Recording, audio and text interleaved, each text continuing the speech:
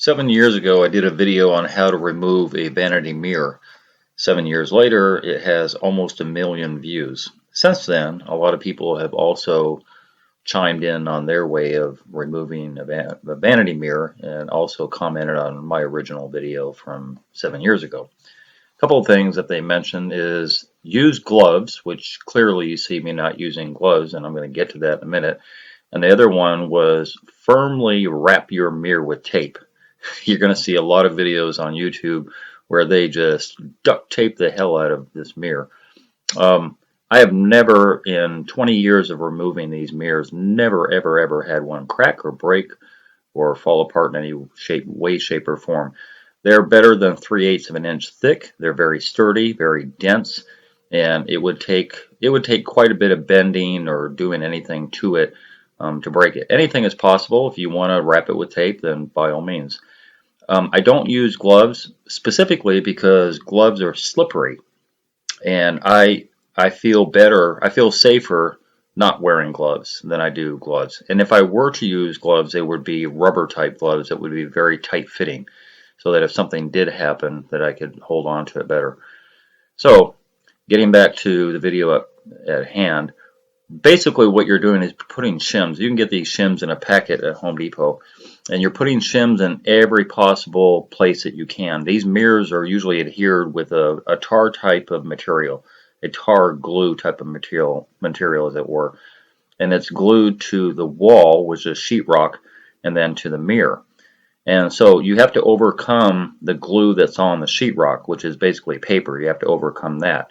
And that's all you have to worry about. So therefore, putting shims in there disadheres the paper, doesn't disadhere the glue. The glue will be stuck to the back of the mirror until you figure out a way to scrape it off of there if you're going to reuse it. But you're disadhering the glue that's on the mirror and the paper of the sheetrock. So when you're pushing these shims in, you're trying to push away the mirror glue, as it were, from the paper that's part of your sheetrock. Simple as that. So it's not really difficult to do, but it's a bit time consuming if you do it right. You're going to put as many shims as you can, left, right, center, bottom, anywhere you can. There are some mirrors that you cannot get to on a left side or a right side. In this case, I can't get to the right side, but that's fine. So I put enough shims at the top there, you see, and then I put enough shims at the side, and then I just slowly kind of knock them in. And you see me use a hammer. That's the other critique that I got. It's better to use a rubber mallet. See the hammer right there on the vanity, on the sink. Probably not a good idea to use a hammer because, yeah, you could crack the mirror, but just by default, I've always used a hammer. I've never had a problem with that. And yeah, so do it the way you want to. If you want to wrap the mirror with a bunch of tape, by all means. If you want to use gloves, by all means. I use glasses only because they're reading glasses, so I've protected my eyes. But as I said before, I've never had a mirror break.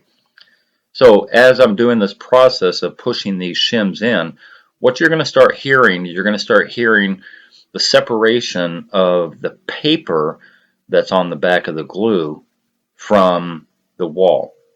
And in a few minutes, I'm going to let you hear that paper as it disadheres. It's a very, very, I call it scary process, but it's a very, very definitive disadhering of the paper from the sheetrock itself. And I'll let you hear that momentarily. And so with any luck, what will happen is you'll knock these shims down far enough so they'll actually go into the back of the mirror, which is wonderful. That's what I want, because as it slides into the back of the mirror and it drops down, it's also pushing at the bottom. And then you double up on your shims and you start knocking the shims in to those voids where your shims have disappeared into the back of the mirror. And you know, as I said, it's a very slow process. I probably do better to take off this light fixture before I started this, but I'm able to still do it. And yeah, as they drop, and I'm pulling the mirror out with my hands ever so gently and evenly. So I go to the left, to the right, to the side, and I get a grip in there because now firmly I can get a finger or two or three or four into the back of the mirror and start slowly, methodically pulling on the mirror, which will disadhere that glue as I was talking about. So I'll let you listen to that as I start pulling away.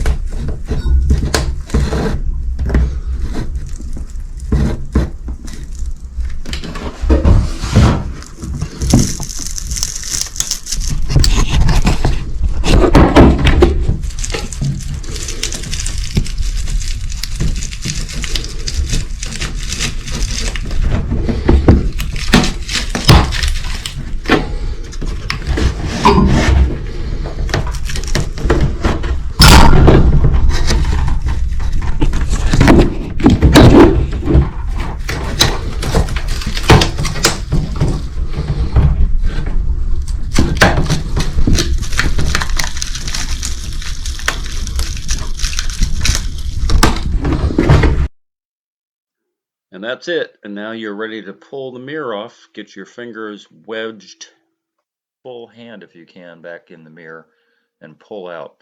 What's going to make it easier is all those shims have dropped down. You see them dropping down now. And so all the paper starts disadhering from the sheetrock. The only two things you have to be careful. This is a smaller mirror. You might want a second person and you might want to be standing up on the countertop because that bottom part there will kick out sometimes. If it's a large mirror, it's already disadhered now. But that bottom part might kick out above where the backsplash is. So there's all the glue and there's all the shims that you saw. You can slow that down if you want so you'll get an idea. And what's left over is those big clumps that were glue on the sheetrock. Just as I said before a couple times, just took all the paper right off of it. See that? And then that's kind of a pain in the ass. Well, in this case they used both PL, right? PL, bunch of strips of PL, but usually it's like a tar paper type glue.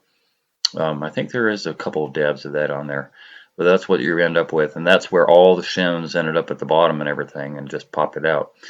And it's relatively safe. You know, I've done it enough times to be very confident in it. But if you want to wear gloves, as I said before, and wrap the mirror with tape and do all the precautions, and more power to you. But it's a pretty easy process. So yeah, hope you got something from it, and good luck and be careful. That's all I can say. And then the cleanup. That's the biggest pain right there.